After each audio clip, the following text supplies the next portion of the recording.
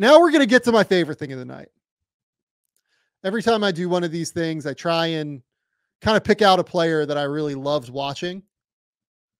And tonight that player is Bilal Coulibaly. And I'm not going to lie to you. I think that what Bilal Coulibaly did tonight is probably among the most impressive games I have seen a player play this season. Just across the board. There's not really another way to put it. Like, that sounds hyperbolic when I say it. I understand that. But when you watch it, it's not. Coulibaly goes for 27 points tonight. It's not like as good as Paulo's game was 2 nights ago. It's not as good as Anthony Davis was on opening night, right? But you couldn't get past 20 so far, I think, before we get to Bilal. Bilal drops 27 points, 9 rebounds, 3 steals, and a block, goes 11 for 14 from the field, 3 of 5 from 3, and guarded Trae Young in all of his minutes on the court tonight. And did a great job guarding Trae. Trae went 12 for 28. He ended up with 35 points and 15 assists, but a lot of that came when Bilal was not there. Bilal's length and activity and athleticism was unbelievable tonight. I thought he was every bit the vision that Michael Winger and Will Dawkins in that scouting department prayed for him being when they drafted him at 7th overall last season. He was a project when they drafted him last season. He did not look like a project tonight. There are some skills that he has to improve, no question, but he did not look like a project tonight. So again, just immediately 2 minutes into the game, you're seeing him pick up Trae, getting through a screen, just staying in front of one of the quickest players in the league. Eventually Trae beats him, but do you know what Bilal Coulibaly has? 7'2" wingspan. So Trae, as long as Bilal is here, Trae has to account for the length. There's not another way to put it. He has to be there. Trae gets the kick out, but that's just kind of like getting through screens, fighting over the top of screens, staying attached. This stuff is not easy. Guys struggle with it. There are not many guys that are 6'6", 6'7", with a 7'2" wingspan who can guard perimeter players and guards. Bilal Coulibaly is probably one of like the under 10 players on planet Earth who can do this with those measurements. Here, again, just look at the recovery ability, right? So here, they're in ice, it looks like. So ice ball screen coverage is where you kind of jump out here as a defender to try and force the ball handler here toward the big. And your hope is to either, force a contested mid-range jumper or to force the ball to go back out. He forces him baseline here. But just look at him recover back in. He's just so big and so long. He ends up swatting this thing and again forces the kick out. I think the Hawks ended up scoring on that play, but like he's just big and long and he's deflecting the ball everywhere, right? So Coulibaly here is number 0 for people who don't know, maybe can't see the screen quite that much. He's out here on this one. I'm cognizant that many people don't watch the Wizards all the time. Here he gets this steal. Just a quick little hit ahead, bounce pass to Keyshawn George. Again, just fighting over the top of these Trae Young things. And this is like the play that would make me lose my mind if I was a Wizards fan. I mean, my goodness. This is everything that the Wizards have hoped for in the last 2 drafts. Just combined across the board. Length, athleticism, processing ability, shooting, all of it. So Coulibaly gets over this screen, uses his length to make this a bit of a harder pass where Trae has to get it up over the top of his arm. In that extra time where he has to really loft it, gives Alex Sarr a chance to come over and swat this from the weak side. And then Sarr just grabs it and goes. Keyshawn George, another first round pick this past year, shoots this three from the wing, misses it, but Coulibaly's right there for the rebound and the putback. Everything the Wizards fans could have hoped for. Here, great rim contest from the weak side on Jalen Johnson. Gets the rebound, then pushes and goes. Look at his speed. Gets the foul on either Trey or David Roddy. I mean, look, like David Roddy's not the fastest guy in the world here, but he's just absolutely flying by with a nice little inside out dribble there. Here, we're going to get a little chance to look at the 3-point shot. I mean, look, it's going to take some time. He made 3 of 5 tonight. The hope is that he can do this a few more nights this year, right? But, I mean, the release is not fast. It looks good. I think it looks pretty clean, but big dip, kind of robotic a little bit.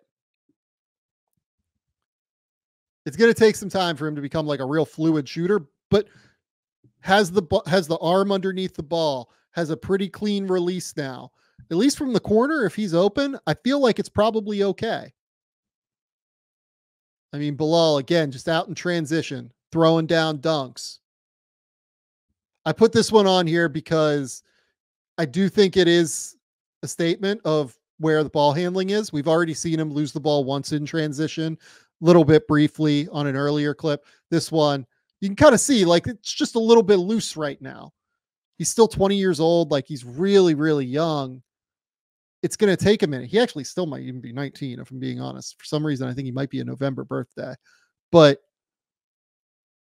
he's not a finished product. Here, I mean, Sarr just goes and grabs this rebound. I mean, look, the Hawks defense here was not fantastic, but Keyshawn George kicks it out to their 7-foot center. Spin move, crossover, Euro into bounce pass off of the back cut. I mean, like, yeah, Trae Young, like, please be available on the back cut, right? Just very asleep. But again, just like another moment where if I'm Will Dawkins, if I'm Michael Winger, I'm like, this is what we're trying to build. This is the exact thing that we hope for over the next like 3 or 4 years, to see these guys really be able to play up and down like this, be flexible and versatile defensively. I mean, bad pass from Jalen Johnson here, right? But again, denies the dribble handoff. Look, I'm guessing that Jalen Johnson just misjudged his length and athleticism here, in all honesty, and he thought that Trey was there. I think Sarr probably gets this even if Bilal isn't there.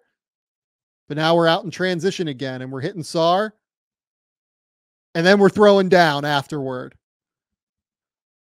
So the book on Coulibaly coming into the draft was that he was like more of a like pretty, not like quiet, but like reserved in terms of like his demeanor on court. Not a guy that like showed a ton of emotion. I mean, look at this. Flexing after a massive dunk over the top of Onyeka Okongwu and Jalen Johnson. That's some emotion. That's some absolute intensity. Let's get to a quick little note from Prize Picks. Prize Picks is the best place to get real money sports action with over 10 million members and billions of dollars in awarded winnings. Prize Picks has made daily fantasy sports accessible to all. You just pick more or less on at least 2 players for a shot to win up to 100 times your cash. Run your game all season long on Prize Picks. Prize Picks is the best place to get real money action. There are over 10 million members. Like I said a second ago, they invented the flex play, which means you can still cash out if your lineup isn't perfect. You can double your money even if one of your picks doesn't hit. Prize Picks always puts its members first, so all withdrawals are fast, safe, and secure. When my picks hit, I can get my money in as quick as 15 minutes. We are big fans of Prize Picks here.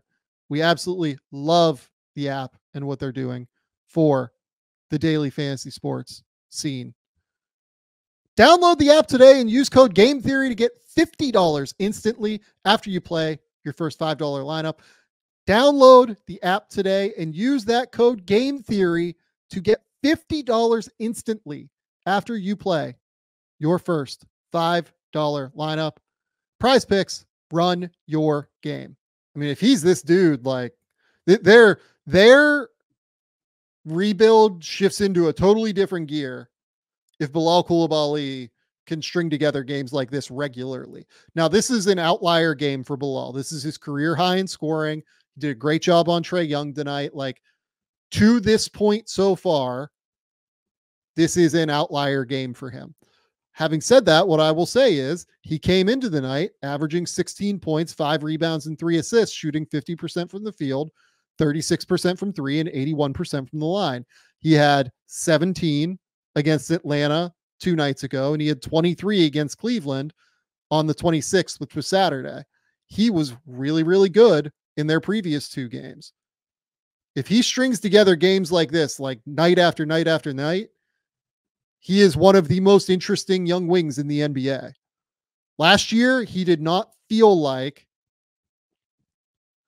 a guy that was super confident necessarily in what he was doing. He was often like the 5th best guy on the court, but it struck me as valuable that he was able to play on the court because of his defense, because of his length, because of his athleticism. They were able to get him real minutes last season, get him comfortable with the level, allow him to be able to understand what the speed of the game is like. He played 27 minutes a night for 63 games last year. That's a huge piece of what we're seeing now in terms of the comfort level. His ability to stay on the court last year helped him understand the speed of the game in a big way. So we get a dribble handoff into a kick out here. Again, the shooting is not consistent. I love this action first and foremost. I kind of put this on here just to call out the action as much as anything. So Coulibaly is going to, I believe, enter this to Bub Carrington. You have this little exchange here. I don't really even want to call this a screen. I just want to call it an exchange where these two kind of act like they're screening for one another. And then Carrington comes up here.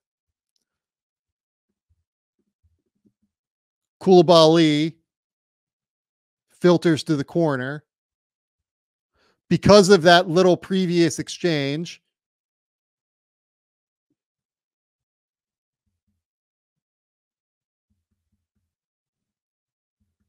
and because Jalen Johnson and David Roddy probably aren't super comfortable playing with one another, you have this massive miscommunication here where Bub Carrington's going to, one of these guys has to be able to guard Bub.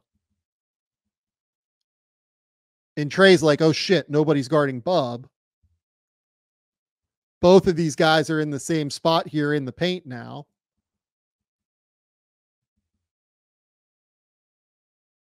I'm guessing that that's on Roddy, given the way that Jalen looks back.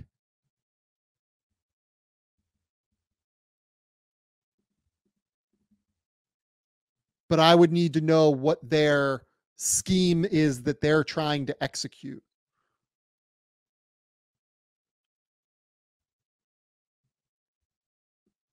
What are you doing in off balls? What are you doing in exchanges? My guess is that Roddy thought that this was a screen on the backside here.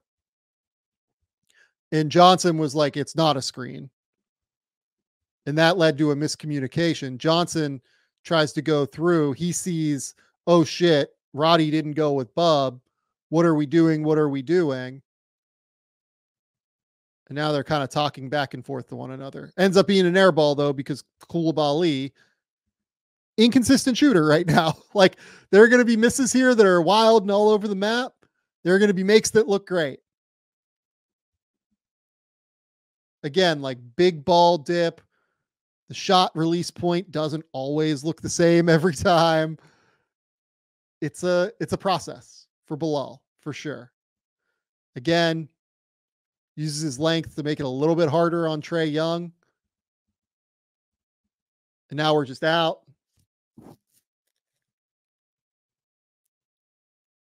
Gets the steal. Just uses those crazy arms to be able to get his arm in that little lane there.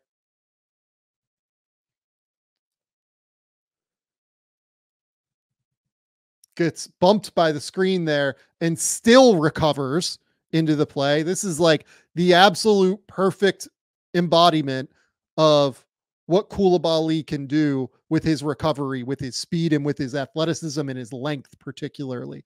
He gets bumped on the screen. This is a good screen from Onyeka Okongwu. And Jonas Valanciunas is in drop. Jonas is not like the fleetest of foot guy. This is typically the exact situation that Trae Young lives for, thrives in, loves it. Get to that floater, try and create kickouts. And somehow Coulibaly gets there and swats that floater and then gets the rebound. Just absolutely sick. He is an absolutely sick player. Then we're going to come across here again. Dribble handoff. Drills a mid-range jumper. I mean, if we're talking that, I mean, I can't imagine he's going to make many of those this year, just to be honest. They might give him a little bit of leeway near the end of the year to be able to do some of this stuff, but I would have never guessed that he'd be drilling like comfortable in rhythm pull-up mid-range jumpers in his second season when I scouted him when he was playing for Metro 92. Like, I just never would have seen it. Never would have guessed that it was a thing that would have happened. And the thing is, he's a right-handed shooter going to his right. I would say his elbow is like not even totally in alignment with the rim here. He gets himself realigned in midair. This is a hard shot. This is why, like, I had a lottery grade on Bilal, even though like there was a wide range of outcomes based on what we'd seen from him previously in his tape. The upside is significant here with Coulibaly. At the end of the day, I think the floor is not that low. Already, he's showing I'm going to get through screens. I'm going to be able to deal with players 1 through 4 defensively. And if you can deal with Trae Young as a point guard, you can deal with anybody in the league from like a quickness speed thing. There's nobody else that's going to cause you problems like this. Shea causes different problems. Luka causes different problems. There are other great guards in the league, but if you can guard Trae Young when you're dealing with smaller players, you can guard anybody. And he did it effectively tonight. Switches here, uses the length to get the contest, even kind of like a weird late miscommunication there that you could see with Kispert, who's dealing with Trae in like a switch. He kind of backpedals here, but has the length to be able to recover and at least get like a small contest there on the shot. And then we're running out and he's dunking in transition again. Again, cuts out to the wing here. Walk in, 1-2 step, not super fast, right? This is not a fast 3-point shot. Great short roll kick out here from Jonas. To be super effective against really good teams, not necessarily the Atlanta Hawks, against their second unit near the end of the third quarter here, you're going to have to be able to get that shot off a little bit quicker. But for him to be here already is crazy. Horns action. He goes back, cuts back door. Trae Young is the help man here. And if you don't think this is intentional by Washington, you are crazy. So many teams have been, instead of attacking Trae Young in ball screens, you use Trae Young as your weak side player, have the man that Trae is guarding filter to the corner here in a horns action, and then just basically open up the basket in a real way. Teams have been doing this for years. It's super, super smart. structurally to be able to do this. Gets the entry pass to Jonas. You get the screen here from Kispert onto Jalen, and then we're just going back door. And Trae Young is the help man because he's the weak side corner defender. I mean, good luck, Trae. Good luck when that freight train is coming downhill. Kick out here. Again, believe that's the final clip. Another 3-pointer. He's just feeling it at this point, right? One thing I want to call out here that is slightly different than the other two. The last one, especially, we saw him take a shot off of like a very slow, elongated 1-2 step. This one, a little bit more off the hop, right? So we're getting a little bit more versatility in terms of the way that we get into shots. You know, one thing that I remember JJ Redick and Cam Johnson, two like elite shooters, talking about when JJ had a podcast and wasn't a head coach, was you have to have that versatility as a shooter to be a great shooter. You have to have that ability to be able to get there from multiple footworks. This isn't exactly what JJ and Cam were talking about, because those guys were able to get there left, right, left, unaligned in midair, going to your left, going to your right, not stand still. Like there's so many different ways that you have to do this. This is stand still, but it's slightly different than last time, right? But not in a bad way, because again, he's getting his feet down, he's getting organized, and the shot's coming out. One of the best games I've seen a player play this year, just point blank. I thought Bilal was outstanding between the offense and the defense. I thought he was outstanding